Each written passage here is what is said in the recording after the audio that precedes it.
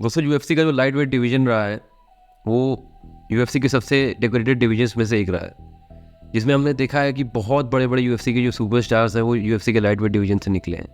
Eventual success जो उन्हें मिली है वो लाइट वेट डिवीजन से ही मिली है, चाहे वो डस्टिन पोरिये हो, चाहे वो खबीब हो, चाहे वो हमारे कॉनर मैग्रेगर हो। अभी रिसेंट कुछ एडिशंस हुए, जैसे माइकल चैंडलर ने भी लाइट वेट डिवीजन में कम्पीट करना स्टार्ट किया, चार्ल्स ओलिवेरा जैसा सुपरस्टार।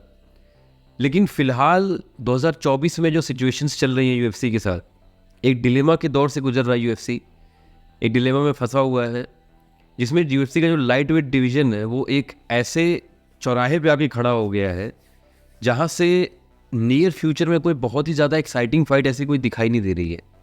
एक फ़ाइट हमें पता है कि जो 29 जून को अभी रिसेंटली होने वाली थी, जिसमें माइकल चैंडलर और कॉनर मैग्रेगर एक दूसरे से भिड़ने वाले थे, लेकिन कॉनर मैग्रेगर को टो इंजरी हो गई, उनके पैर की छोटी उंगली में बहुत बड़ा सा एक जख्म हो गया और उन्होंने फाइट से पुल आउट कर लिया। और विच वॉज वेरी ऑब्वियस, क्योंकि एक बंदा जो इतनी बड़ी इंजरी से वापस आ रहा है वो चाहेगा कि जब वो ऑक्टेगॉन में वापस आए तो अपने फुल और 100% कैपेसिटी पे वो लड़ना स्टार्ट करे।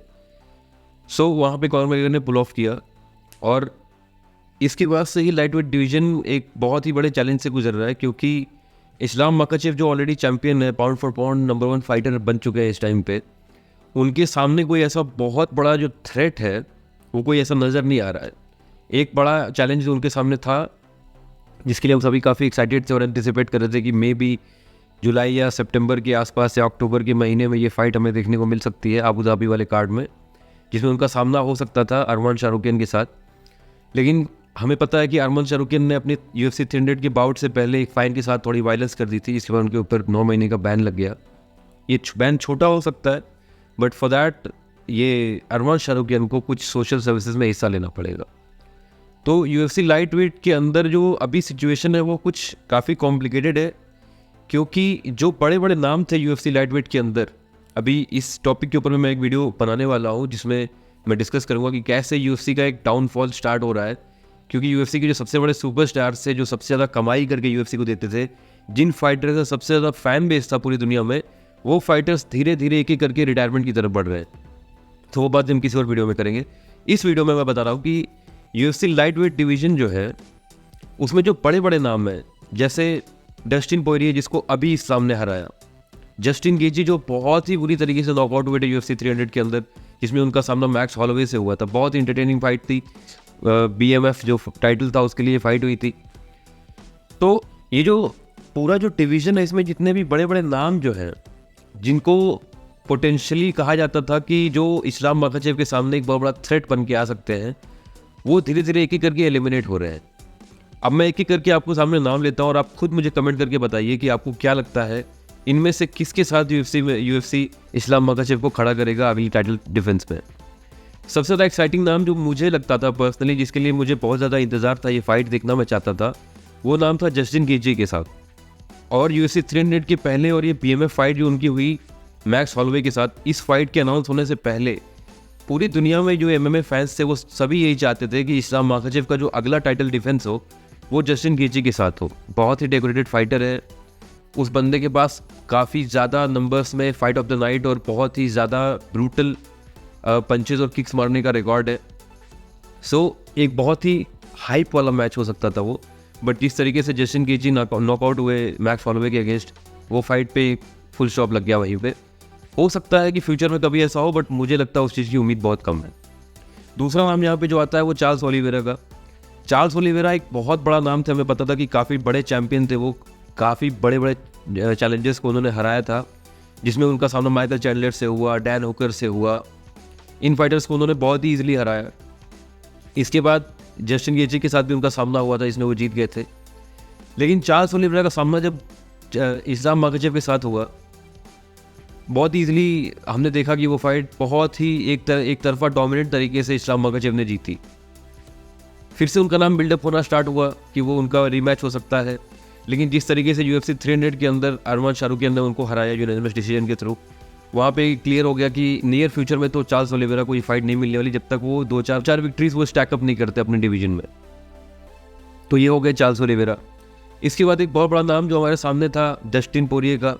डस्टिन पोरिये को हमने देखा अभी किस तरीके से इस्लाम मकाचेव ने हराया। बहुत ही टफ बैटल था, काफ़ी ज़्यादा टफ फाइट थी वो, लेकिन इस फाइट के बाद हम सभी को पता है कि Dustin Poirier is not the same. काफ़ी हद तक लोग ये भी बोल रहे हैं कि वो रिटायरमेंट तक ले सकते हैं। अगर एक शायद फाइट उनके करियर में बची हुई है, और वो फाइट मुझे लगता है कि डस्टिन पोरिये जिस तरीके के उनके और कॉनर मैकग्रेगर के बीच में स्टेटमेंट्स आ रहे हैं, मुझे ऐसा लग रहा है कि ऐसा पॉसिबल हो सकता है कि नियर फ्यूचर में कभी, क्योंकि हमें पता है UFC एक प्राइज फाइटिंग का गेम है। MMA का जो ये प्राइम ऑर्गेनाइजेशन है UFC, वो प्राइज फाइटिंग कराता है, और प्राइज या ये पैसे जो मिलते हैं फाइटर्स को तभी मिलते हैं जब इन फाइट्स को लेके बहुत बड़ी हाइप क्रिएट हुई हो। अब अगर स्टोरी लाइन नहीं होगी, हाइप नहीं होगी, बहुत ज़्यादा अगर हाईलाइट्स नहीं होंगी, बड़ी बड़ी स्टेटमेंट्स और एग्रेसिव प्रमोशंस नहीं होंगे, तो कोई भी फाइट फैन इन फाइट्स की PPV नहीं खरीदेगा, इनकी टिकट्स नहीं खरीदेगा। तो UFC हमेशा अच्छी फाइट्स तो देता है, लेकिन वो ज़रूर कोशिश करता है कि इन बड़ी फाइट्स के पीछे कोई ना कोई स्टोरी लाइन ज़रूर हो। तो ऐसा हो सकता है कि हम नियर फ्यूचर में ऐसा हो सकता है कि माइकल चैंडलर की जगह हम कॉनर मैकग्रेगर और डस्टिन पोरिये को एक साथ लड़ते हुए देख सकते हैं। इन दोनों की लाइफ की हो सकता है ये आखिरी फाइट हो। तो ये दोनों अपने करियर को एक बहुत ही बड़े हाईलाइट नोट पे ख़त्म करना चाहेंगे। तो हो सकता है कि नियर फ्यूचर में इस राइवलरी को हम एक फाइट में कन्वर्ट होते हुए देखें, और ऐसा अगर हो गया तो I won't be really surprised. आप लोगों को क्या लगता है, प्लीज़ मुझे कमेंट में लिख कर बताइए। इसके अलावा एक और नाम है जो हमें दिखाई दे सकता था इस्लाम माखाचेव के अगेंस्ट ऑक्टेगन में लाइट वेट टाइटल के लिए, जिस फाइटर का नाम है मैथ्यूस गैमरॉट। अब गैमरॉट जो है वो बहुत ही डोमिनेंट फाइटर है, बहुत ही अच्छे स्किल्ड फाइटर हैं, लेकिन मैंने फिर से एक बात जो कही कि एक स्टोरी लाइन जो होनी चाहिए इन फाइट्स के पीछे, वो मिसिंग है गैमरॉट के साथ। गैमरॉट ही एक स्किल्ड फाइटर तो है, लेकिन वो बंदा he is not a great promoter of his fights. आपके पास स्किल बहुत होती है, आप बहुत स्किल्ड होते हो, but if you don't know how to sell yourself, आप बहुत ज़्यादा सक्सेसफुल नहीं हो इस शो बिज़नेस में। UFC और MMA जो है इस लेवल पे ये शो बिज़नेस है। तो गैमरॉट को ये फाइट मिल सकती थी अगर वो थोड़ा सा बेटर तरीके से अपने आप को प्रमोट करते, खुल के सामने आते, कुछ स्टेटमेंट्स अगर हवा में फेंकते, वो कुछ एक तरीके से राइवलरी अगर बिल्डअप होती, तो डेफिनेटली गैमरॉट के साथ इस्लाम को हम लोग फाइट करते हुए देखते। लेकिन वही सेम स्किल सेट और उसी तरीके की स्ट्राइकिंग और उसी तरीके की ग्रैपलिंग से आने वाला एक दूसरा आदमी जिसका नाम है अरमान शाहरुखियन, जबकि अरमान शाहरुखियन को गैमरॉट ने हराया हुआ है एक बार यूनानिमस डिसीजन के थ्रू। काफ़ी कंट्रोवर्शियल था डिसीजन, लेकिन जीत चुका है गैमरॉट अरमान शाहरुखियन से। लेकिन गैमरॉट के अंदर वो स्किल्स नहीं थी कि वो अपने आप को उस तरीके से प्रेजेंट कर सके, इसलिए शायद अभी तक वो टाइटल कंटेंशन से काफ़ी दूर है। इस्लाम माखाचेव के साथ एक और फाइटर था जिसका काफ़ी ज़्यादा हाइप था, इसको उसने 2 बार हरा दिया, अलेक्जेंडर वोल्कानोव्स्की। जबकि अलेक्जेंडर वोल्कानोव्स्की जो है वो फेदरवेट से आते हैं, लेकिन वो भी काफ़ी बिल्डअप, काफ़ी हाइप वाली फाइट थी, और उस फाइटर को इस्लाम ने जिस तरीके से 2 बार हराया, वो जो पूरा एक जो सीन क्रिएट हुआ था उस पर भी फुल स्टॉप लग गया। सो अभी के टाइम में मुझे ऐसा लगता है कि लाइट वेट डिवीज़न बहुत ही बड़े चैलेंज से गुजर रहा है, और नियर फ्यूचर में कुछ ऐसा बहुत ज़्यादा प्रॉमिसिंग मुझे दिखाई नहीं दे रहा है apart from that Conor McGregor return fight. आप लोगों को क्या लगता है, प्लीज़ कमेंट करके बताइए।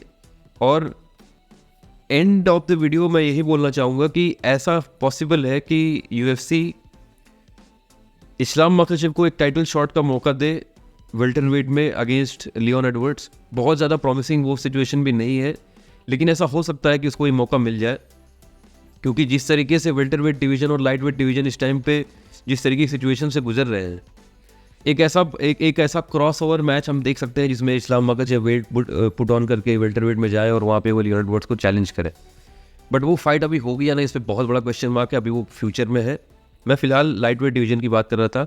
सो ये पूरा सिनारियो मुझे अभी दिखाई देता है UFC के लाइट वेट डिवीज़न में, और in future I don't know कि क्या होने वाला है। इस्लाम माखाचेव एक तरीके से अगर देखा जाए डोमिनेंट फाइटर्स जो थे इस डिवीज़न के, उनको सभी को एक एक करके हरा चुका है। आने वाले टाइम में काफ़ी इंटरेस्टिंग रहेगा डिवीज़न का future. So thank you so much for watching this video. आप लोगों के जो भी ओपिनियंस हैं आप प्लीज़ कमेंट करके बताइए।